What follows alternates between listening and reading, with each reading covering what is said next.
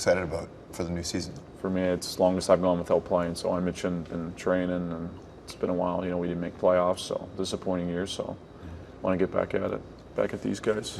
Always got our numbers. So yeah, I mean, anytime you you have 2-3 months off, you kind of get excited to play again, and just going to practice every day and being with the boys, I think it's just fun. So you guys are pretty excited.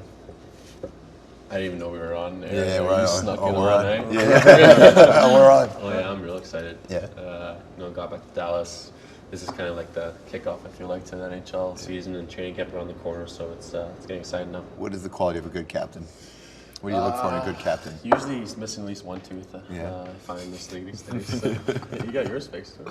no, they're not completely fixed. See, I got all mine right now, so I can't get a letter in this league right now. You got to lose a teeth to earn a letter. That's how it works. Do you listen to when a captain stands up in the dressing room and kicks a garbage can over? Does that really resonate? Well, I mean, example is Mike Richards. When I came in the league, he wouldn't say much in the room, but when he did, and the guys were kind of like, okay, like he means it, and it's no more shit going around, you know. So it's important to lead by example, and then once in a while you can say something. But when you get a letter, do you get nervous? Do you start to feel like, oh, there's more now?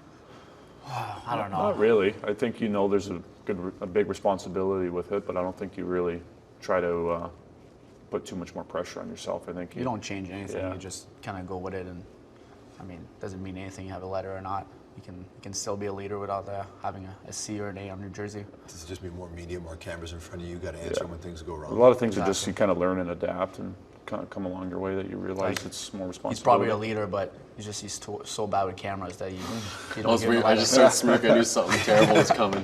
Never even understand what he's saying. Actually, when I think about it, of all the guys I know in the league, he's probably the nicest guy to my face off the ice, and then the meanest guy on the ice. That's not true. Just thinking of different words. Just a dirty little chippy player. Is that true? I don't think so. I don't know what's going to happen without Hardno now, though. That was just kind of his bad brother there. He used to kind of bark at me or something.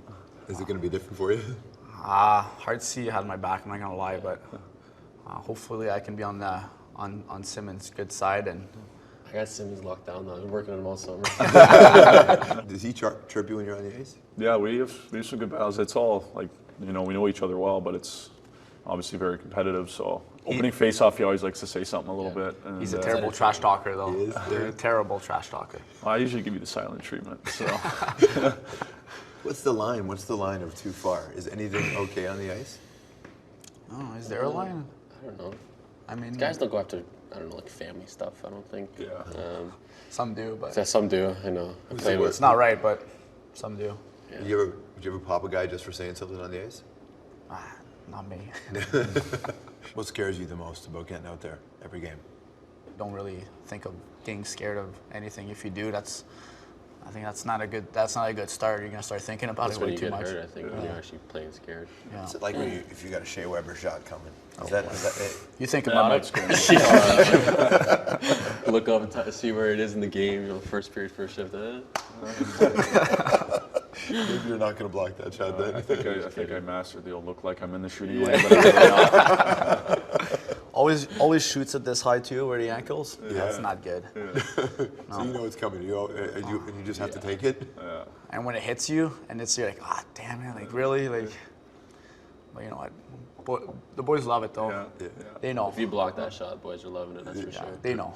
Is he the scariest one? Yeah, I think Big Z shoots a little bit higher. Yeah, his is a little more unpredictable. Yeah. I think Weber has a little bit more accuracy. Like I remember at practice at the Olympics, and like he can't even shoot as hard as he wants because he's like gonna hurt the goalie. So I'm like, this guy can't even practice. Like work on his shot. It's like I'm like, can't even shoot. Now, is there a play that will haunt you?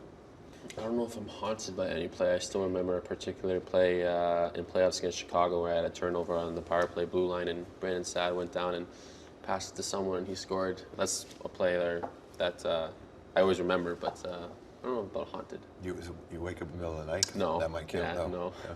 Do you have one that haunts you?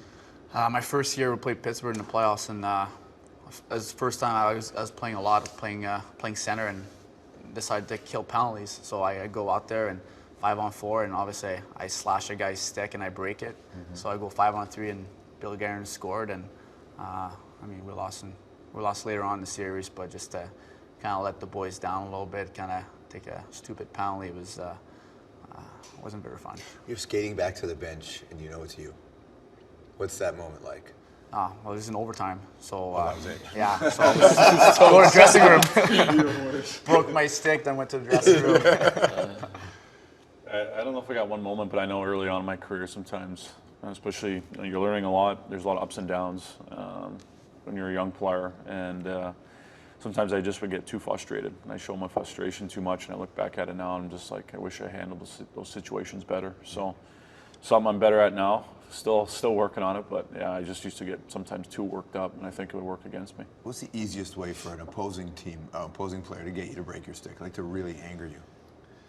Dirty hit or somebody scores a goal and over celebrates in front of our bench. I think that's something that really pisses me off. But basically, it. Or they do that? You do that all the time, though. I don't do that now. But that bugs you. The over celebrating bugs you. Yeah. Not in front of our bench, yeah. When you're playing, and there's somebody on your team that does that stuff. Then what do you do? Yeah, it's, I don't know. I don't know. There's nothing you can do, so you just kind of. You kind of chuckle a little bit. Yeah. I was looking. And you know that they've just done the thing. That Yeah. You know. At least with our team, we really haven't had any guys kind of like that. You know, I mean, some guys I think sometimes they kind of know they may have pushed the limit. You know, guys sometimes like maybe I shouldn't have done that. I was a little excited. Some guys maybe don't score as often, and they're a little excited. But you know, there's certainly guys in the league that that like doing it. So Yeah. It's like when you go to Boston, you're a young guy, you're a fun guy, you have a good time, whatever, and then you're walking into a room where there's some pretty rugged dudes in that room. Yeah, I had a lot of talks. That Did you? happened, yeah. Well, I mean, I was young. I was 18. You know, we won the Stanley Cup. There was a certain identity about that team that they wanted to keep. You know, I was the only single guy on the team, and yeah, there's times where it was tough. What's the first time you get, like, does Chara pull you aside, or? Yeah, actually, the first time Chara pulled me aside was because I was starting to forget this. It was in practice my first year, and I kind of gave him a little shove in the corner. We're doing like a 2-on-2 battle drill. And I kind of gave him a shove, and it knocked him down a little bit, knocked him over, and I skated away kind of laughing because I thought that was pretty cool. And he came up to me. knocked down. Yeah, he came out to me and two-handed my stick and broke it. And it literally, I'm not kidding, broke in the shaft and then broke up top. So it broke in 2 spots in one swing. And after that, he came and talked to me and pretty much said, don't ever do that again. But like, I mean, he just skated over me and you like see his eyes and Don't knock me down or don't laugh. don't knock me down. I don't know, if you heard me, if I laughed, I probably wouldn't be here right now. So. What's the lessons in dealing with the media when you first start? Like, you go through some kind of media training, I'm sure, but what's that like? I did a little bit of media training when I was 14, so. I did not do that. It was like one day. Yeah. What's the art of answering a question and not saying anything? Because athletes are spectacular at it. Not really listening to the question. I think just getting your point across. Usually just say the same thing all the time. Yeah, usually you're doing a good job if they say, you know what, that was a politically correct answer. I'm like, oh, thanks. Yeah, well so done. you don't even think about it, it just comes out. Okay, well, take that and don't answer this way, this next question. But you're on the competition committee. You can change one thing about the game. What would you change? Change one thing? Yeah. I'd make overtime 3-on-3. Yeah.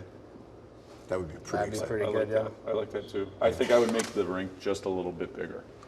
Just a little bit bigger. Yeah. Like not like Olympic size even. I think in a couple countries they have the kind of in between the Olympic and NHL size. I wouldn't even go there. I would just add a couple feet, or 3 feet, maybe just a little bit. 3-on-3 overtime, bigger rink. And what would you do? Goalie, less equipment, bigger nets. Bigger nets. More fun. Yeah, of course you would say that. You want more goals. Good to see you guys. Thank you so much. All right, yeah. Appreciate it. Thanks. That was fun. Is that it? We're done. You're done. That was great. Yeah. Thanks, man.